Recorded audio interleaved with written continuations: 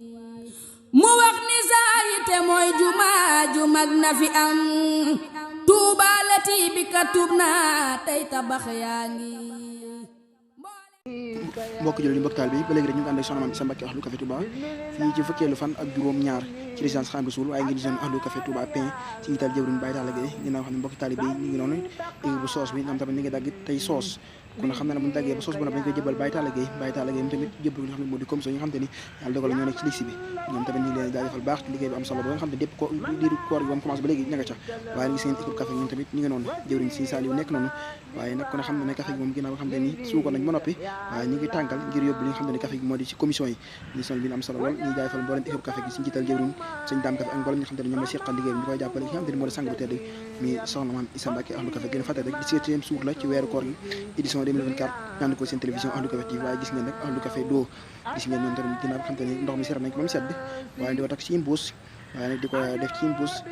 ngir séddale ko mbokki daal bi nga xam ne yàlla dogal la ñoo nekk ci couloir bi kon xam ne ne boo dogal na da ngay soxla ndox waaye ñii nag ñoo faraw ci li nga xam te ne moo ndox mu sedd mi di ko takk ba mucc ayib di ko jox mbokki taalibe yi waaye gis ngeen nag waa Ahlu Café ginnaaw bi nga xam ne ku ne xam ne tey ji nag soxna Mame Issa Mbacké Ahlu Café Touba daaraam yi nga xam ne moo nekk ci Touba Xayra ñu tuddee ko soxna Assa Gawane tey ji nag tout tànk lu toll fukki tout tànk ak benn tey ji ñoo doon tari fii ci résidence Khadim Rassoul moom te dañoo mokkal alxuraan bañ leen doon teel tey ji fii ci résidence Khadim Rassoul waaye bañ pare nag soxna si invité nga xam ne moo di sëriñ daara yi ak ndongo yi nga xam ne yàlla dogal la ñoo doon tari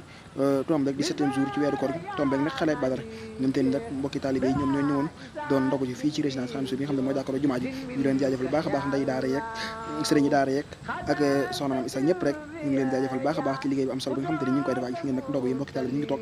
di taaxu li nga xam ne moo di waxtu bi incha allah ngir ñu am li nga xam te ni moo di dog bi waaye gis ngeen noonu mbokki taalibe yi rek ñu ngi toog di ñëw ndànk-ndànk kon xam ne waxtu bi daanaka lu ci bëreetul waaye gis ngeen sang bu tedd bi soxna Mame Issa Mbacké Ahlu Café bindam si moo di fatar mu Cheikh Massamba di ko ñaanal baax a baax suñu borom yàggal fi kenn ki wut wax dëgg fa yàlla liggéey bi am na solo liggéey bi nga xam te ni moom la liggéeyal jaamu yàlla yi moom liggéeyal sëriñ bi ci jaamu yàlla yi am na solo dëgg fa yàlla nga xam ne mbokki taalibe yi ba léegi rek ñu ngi toog nii di taaxu moo di waxtu bi incha allah ngir ñu amal li nga xam ne moo dëgg leen fàttali rek fukkeelu fan la ak juróom ak ñaar tombeeg nag bisu bi nga xam te ni mooy bisu xare Badar waaye nag ñaanal mbokki taalibe yi nga xam ne yàlla dogal na ñoo doon xare l'islam lu tax yàlla suñu borom yërëm leen te yeex xaar yu àjjana fi daw si di sàkku si mbokki taalibe yi boo seetaan vidéo bi nga daan fàttali sell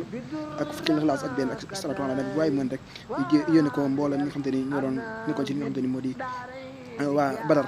gis ngeen nag tey ji nag ko xam ne jëwriñ moo aay suñu Baye Talla Gueye gis ngeen teraanga yi am solo yi nga xam te ni moom la indi tey ji ci fukkeelu fan ak juróom-ñaar fii ci résidence Khadim Rassoul ginnaaw bi nga xam te ni teraanga yi moo nekk ni ñu di ko wan ki nga xam te ni moo di sang bu tedd bi muy soxna Mame Issa Mbacké Ahlu Café bindu sëñ moo di fatam Cheikh Massamba di jaajëfal baax a baax mboolem waa Madiana ci itay ju am solo ba nga xam te ne ak liggéey bu am solo bi nga xam ne indi nañ ko ba woon ko soxna si waaye soxna sant leen gërëm leen